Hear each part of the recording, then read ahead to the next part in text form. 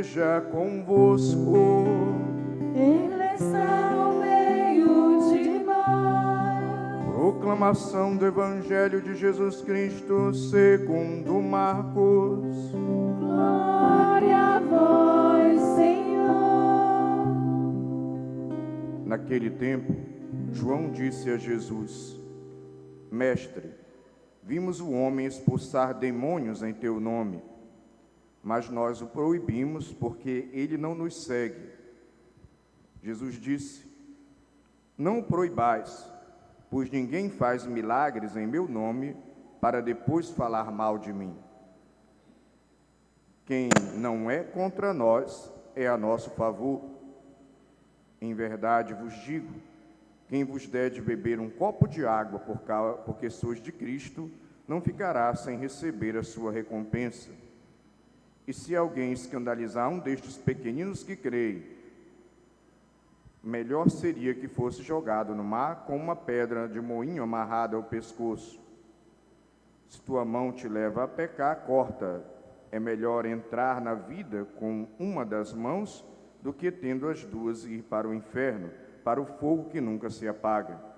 Se teu pé te leva a pecar, corta-o. É melhor entrar na vida sem um dos pés do que, tendo os dois, e ser jogado no inferno. Se teu olho te leva a pecar, arranca-o. É melhor entrar no reino de Deus com um olho só do que, tendo os dois, e ser jogado no inferno, onde o verme deles não morre e o fogo não se apaga.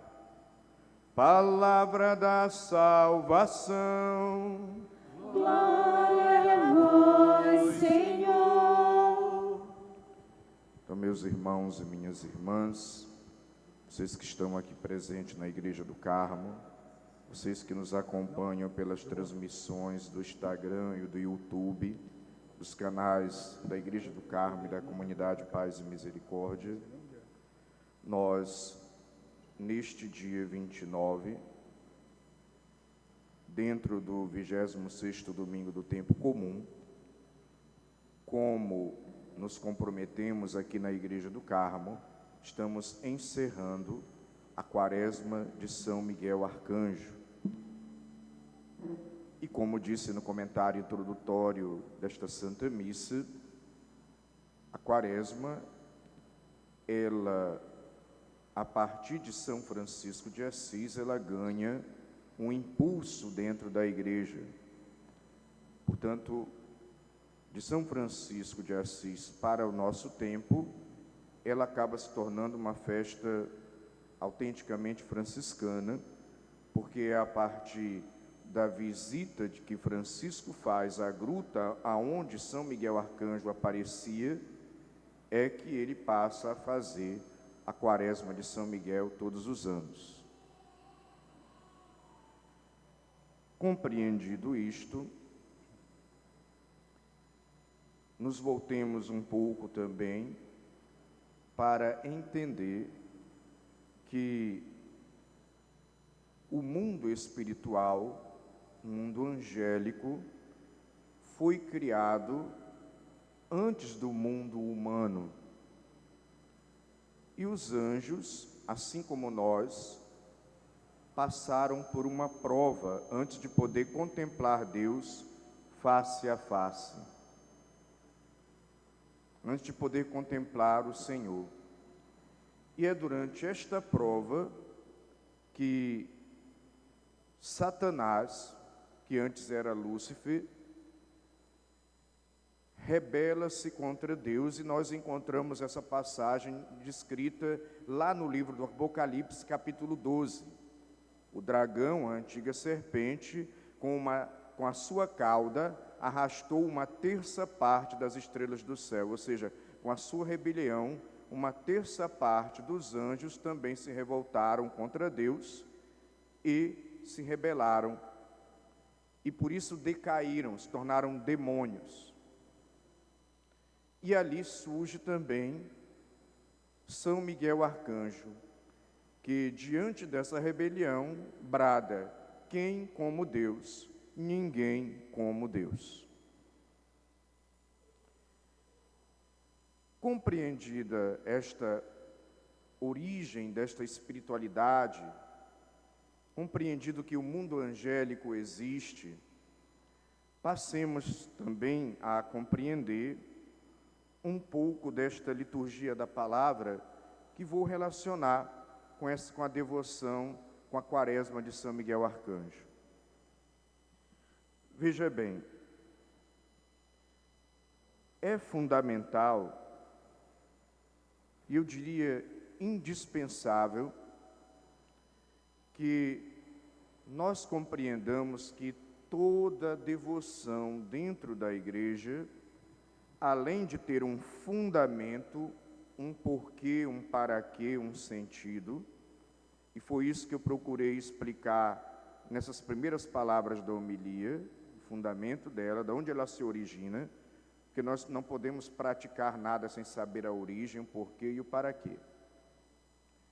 Além disso, toda a devoção, ela precisa me ajudar a entrar em comunhão com Deus. Ela precisa me ajudar a corresponder ao amor de Deus. E correspondendo ao amor de Deus, também precisa, nessa relação com Deus devocional, precisa me levar a melhorar, a aperfeiçoar a minha relação com os irmãos, com as irmãs no dia a dia. Isso faz parte do processo de conversão nosso. Portanto, a devoção a São Miguel Arcanjo, a quaresma de São Miguel Arcanjo, precisa me ajudar a crescer, desenvolver a fé, a crescer de uma maneira humana, intelectual, espiritual, como pessoa, e a crescer nas minhas relações. Não tem sentido rezar a quaresma de São Miguel Arcanjo e fazer dela apenas um rito ou um ritualismo que eu cumpri e pronto. Esperar que daí venham soluções mágicas, extraordinárias, que os meus problemas, as situações que eu vivo vão sumir num passe de mágica. Isso não vai acontecer, você vai se decepcionar. Portanto, a devoção deve me ajudar a enfrentar os problemas. A devoção deve me fortalecer. A devoção deve me colocar em comunhão com Deus, no caso também de particular, com a intercessão de São Miguel Arcanjo, que me coloca nessa dimensão de combate, de luta, de empenho. E como os anjos, ou melhor, as criaturas angélicas, são aqueles que executam a vontade de Deus, Deus determina, e os anjos são os executores dessa vontade de Deus. Então, a minha comunhão com Deus, essa relação com Ele, vai abrir o meu coração, a minha mente, vai abrir o meu interior, vai me capacitar, e os anjos vão ser aqueles que vão ajudar nessa capacitação, aqueles que vão ser os dispensadores da graça de Deus, que vão, digamos assim, trazer as bênçãos de Deus até nós. E no caso de São Miguel, dentro da característica específica dele, a proteção, o socorro, dentro de um combate espiritual contra o mal, que, como disse no início desta homilia, Satanás, o demônio, os anjos decaídos que se rebelaram contra Deus. E que, não podendo destruir Deus, procuram destruir a obra de Deus, nós. E veja bem, é por isso que toda a devoção não pode ser algo mecânico, ritualista, legalista, apenas uma coisa, um rito que eu cumpri. A devoção precisa me ajudar nesta comunhão com Deus. Precisa me abrir cada vez mais para Deus e os irmãos. Então, a pergunta que eu colocaria para mim, para você que está aqui na Igreja do Carmo, para você que nos acompanha pelo YouTube, pelo Instagram, a Quaresma de São Miguel que você fez este ano, que está encerrando hoje, está te ajudando a amadurecer na fé? A Quaresma de São Miguel que você fez este ano está te ajudando a amadurecer no amor?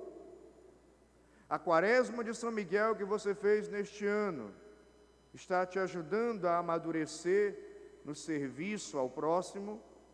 A Quaresma que você fez de São Miguel este ano está te ajudando a amadurecer na prática da generosidade, na prática da solidariedade, na prática da compaixão, na prática do perdão, na prática da acolhida, na prática do diálogo, na prática da compreensão, da misericórdia, porque a devoção precisa te levar a isso.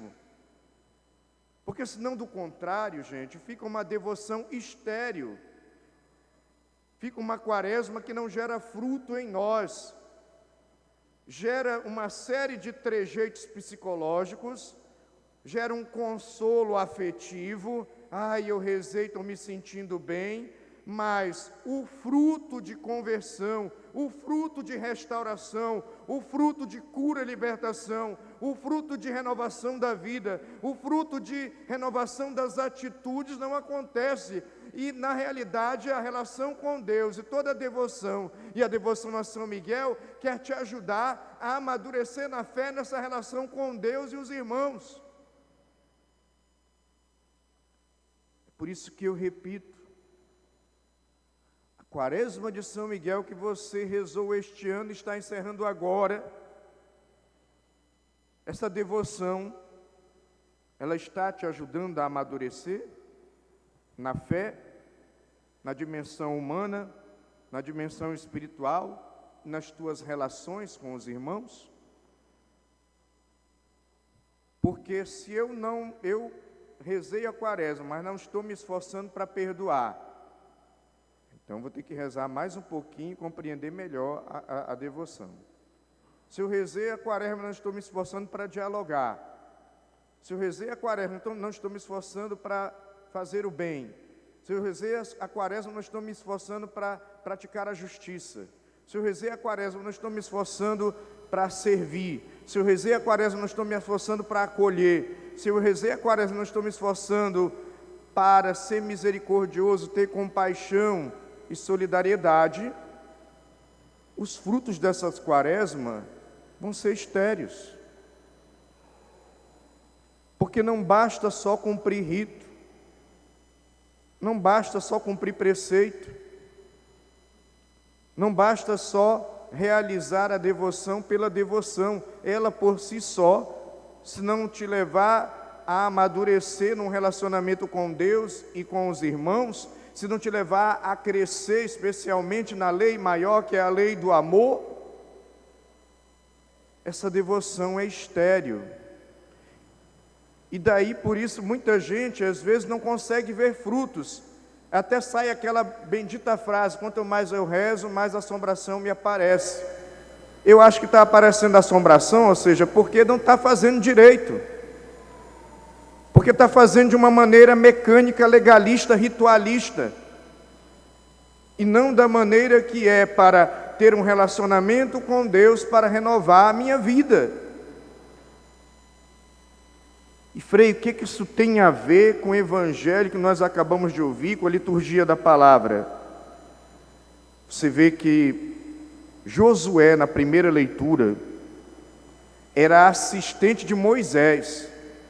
Não era pouca coisa não, estava perto do profeta. E Deus deu parte do seu espírito para outros anciões, para que eles profetizassem como Moisés.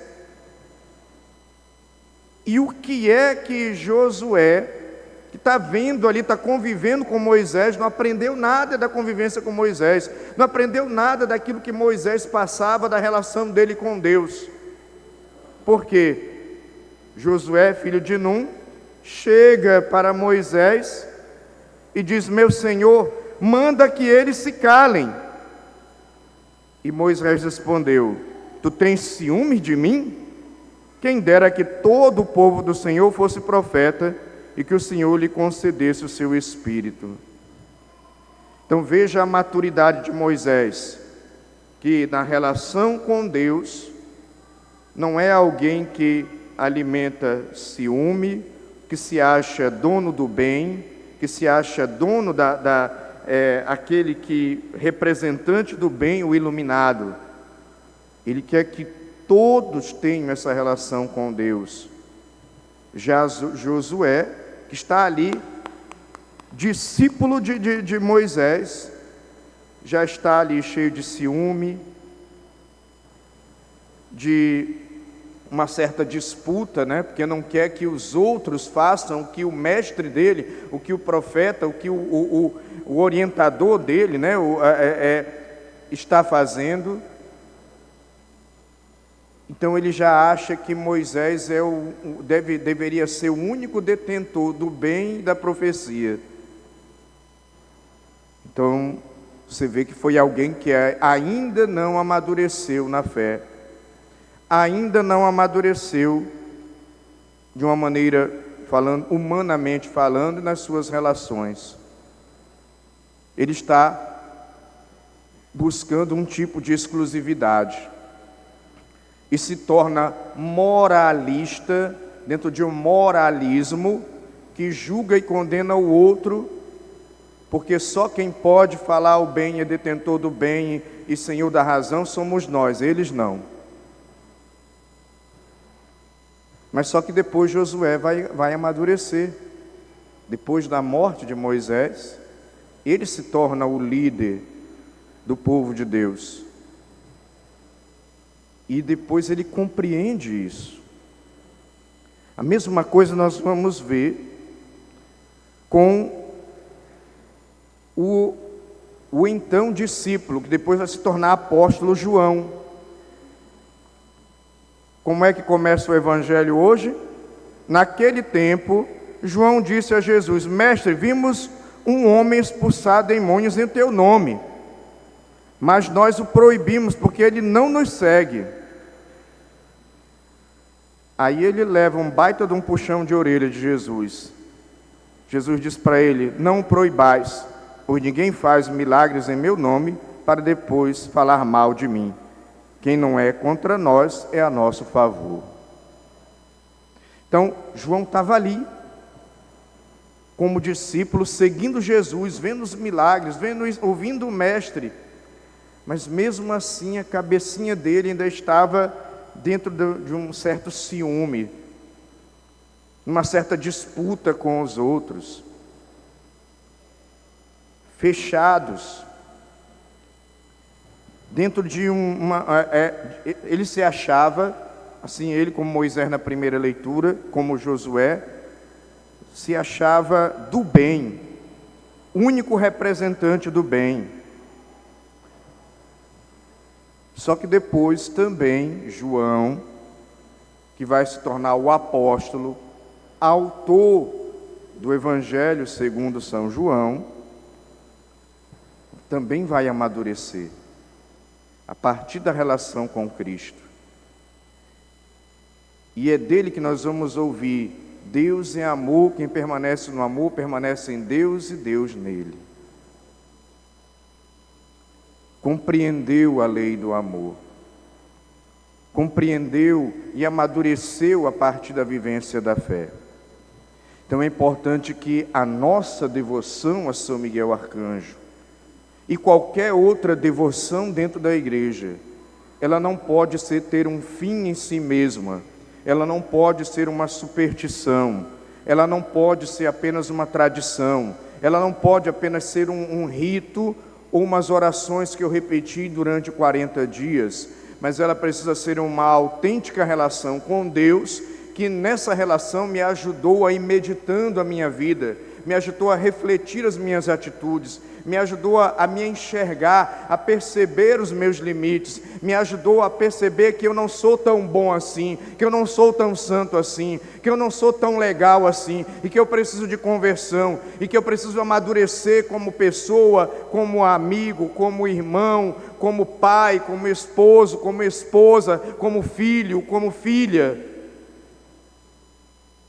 A devoção precisa nos levar a isso, senão ela não serve para nada. É apenas um conjunto de oração que você repetiu, mas não transformou o teu coração, não amadureceu o teu interior, mas também no teu intelecto, a tua espiritualidade, a tua relação com Deus e os irmãos. E para encerrar, gente, deixa eu dizer uma coisa aqui que é muito importante. Desconfie de quem se acha do bem, representante do bem. Desconfie de quem acha que tem o monopólio do bem e da verdade. Que geralmente quem age assim, acaba naquela imaturidade de Josué e naquela imaturidade de João no Evangelho.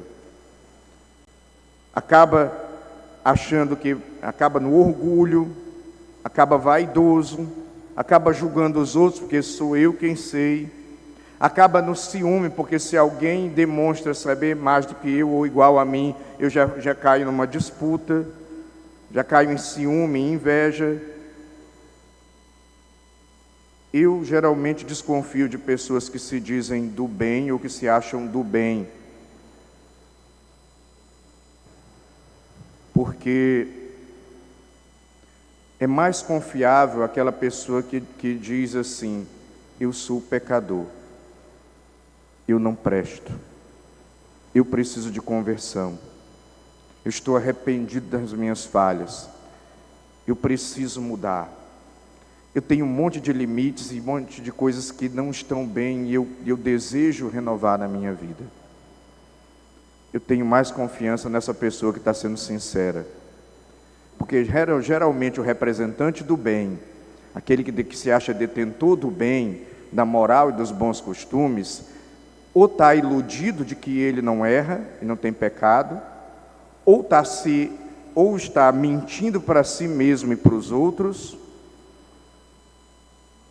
ou então criou uma fantasia de que só o fato de ser cristão, ter fé e fazer a devoção, a quaresma de São Miguel, já faz dele detentor do bem, da justiça, e defensor da moral, dos bons costumes. Quem foi que disse?